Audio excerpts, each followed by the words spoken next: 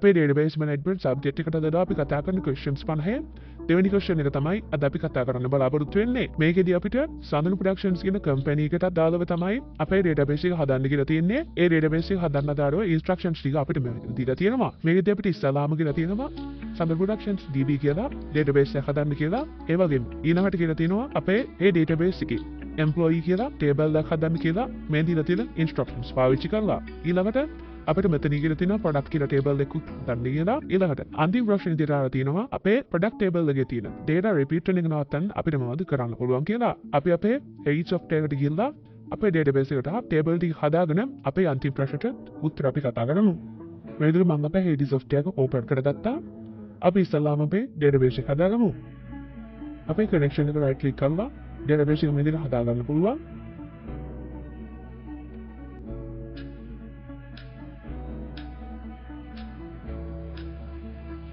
මේ විදිහට අපේ database එක හදාගෙන අපි අපේ tables එකක් හදාගමු.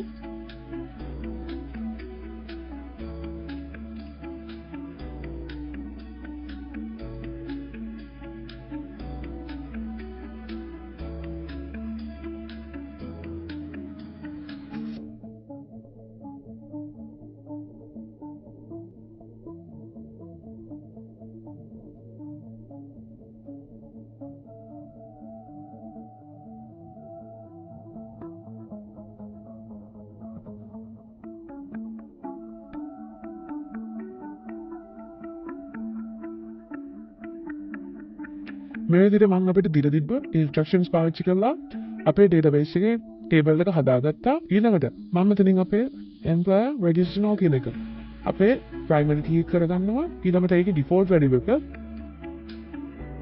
මම default value කියලා දීලා අපේ table එක මේ විදිහට save කරගන්නවා. ඒ විදිහට අපේ employee table එක අපි හදාගත්තා. අපි ඊළඟ අපේ product table එකට අපිට තියෙන details පාවිච්චි කරලා හදාගමු.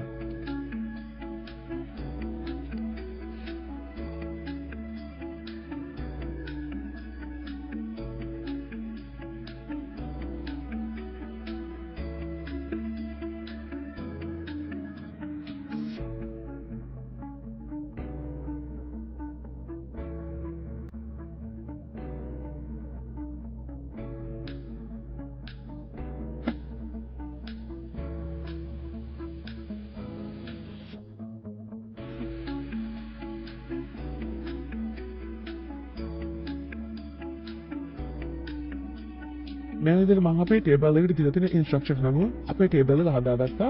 ඊළඟට මෙතනින් මම මේ product ID කියන එක අපේ primary key එක කරගන්නවා. ඒ වගේම මේකේ default value එක no default value කියලා දෙනවා. මම ඊට පස්සේ අපේ table එක මේ විදිහට save කරගන්නවා. ඒ විදිහට save කරගත්තාම අපේ database එක tables දෙක මේ විදිහට අපිට අපේ connection එකට අපිට බලා ගන්න පුළුවන්. මේ විදිහට තමයි අපේ පළවෙනි දෙවෙනි සහ තුන්වෙනි ප්‍රශ්න වලට උත්තර අපිට බලා ගන්න හම්බෙන්නේ.